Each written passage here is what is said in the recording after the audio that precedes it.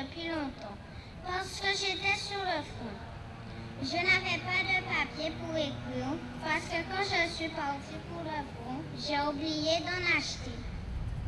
Comme je suis à l'hôpital pour le moment, je profite de cette occasion pour écrire ces quelques lignes qui t'apprendra l'état de ma santé. Chère mère, je t'annonce une petite nouvelle, comme tu devais le savoir par d'autres lettres déjà qui t'annonçaient ma blessure. Surtout, ce n'est pas grave. Je te donne connaissance que j'ai pris une balle au poignet le 12 juillet, le soir vers 7 heures. Mais seulement, la balle était restée dedans et le soir même, on me l'a retirée. Vous le devez d'abord à vos aînés. Nous avons rendu hommage ce matin aux dissidents qui, dès 1940, ont pris la mer pour rendre à la France, leur France, la liberté.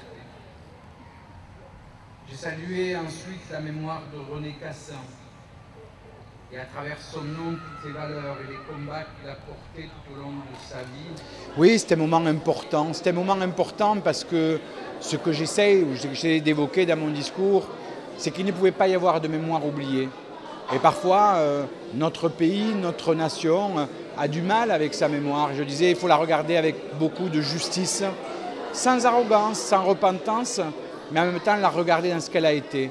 Et aujourd'hui, aux Antilles, en Guadeloupe, ici, dans cette île qui a donné sa jeunesse, payée par le prix du sang, la liberté de la nation française tant pendant le premier conflit mondial, et les poids-lucs sont engagés que pour le deuxième conflit mondial, si on évoque seulement les dissidents, mais il n'y a pas que, mais aussi sur l'ensemble des conflits où la France a été engagée, hier comme aujourd'hui. C'était important que l'État, la République, à travers le représentant de l'État que je suis, ou du gouvernement, puisse venir honorer ces hommes, cette mémoire de chair, et en même temps honorer cette histoire commune. Ah oui, non seulement il y avait une espèce comme ça là, de choses très particulières, mais très riches.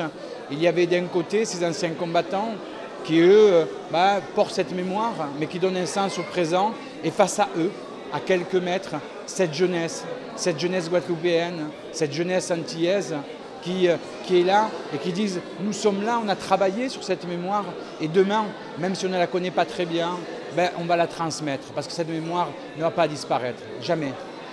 Ah oui, la jeunesse guadeloupéenne joue, quand on voit le nombre de projets, quand on voit cela, le concours des petits artistes de la mémoire, l'engagement des enseignants, mais au travers des enseignants que je tenais à remercier, de l'engagement du rectorat, des services académiques, de la préfecture, des services de l'État, du monde associatif, c'est surtout l'engagement de ces jeunes élèves. C'est eux qui ont travaillé, c'est eux qui ont rendu ça magnifique, c'est eux qui ont, à un moment donné, sont rentrés d'ailleurs dans des détails de la vie de ces poilus quand on évoque la guerre de 14, parfois une mémoire violente. Ils ont lu des choses compliquées, difficiles, et moi je me dis que c'est le plus beau symbole que pouvait donner la Guadeloupe, qu'elle donne de manière très forte depuis longtemps, ce lien entre passé, présent et avenir, et en même temps ce lien à la République autour de ce triptyque qui fait notre force, liberté, égalité, fraternité. Oui, bien sûr, mais c'est un même arc, c'est une même proximité, c'est un même bassin régional, c'est une même langue, là, c'est une même proximité, c'est une même histoire. Alors oui, la Guadeloupe et Saint-Martin, belle image. Belle image, mais je l'ai vu encore cet après-midi au SMA, parce qu'il y avait aussi des jeunes qui venaient d'autres îles, et pourtant qui étaient là dans ce SMA qui leur permet de garder la tête haute et de construire un avenir.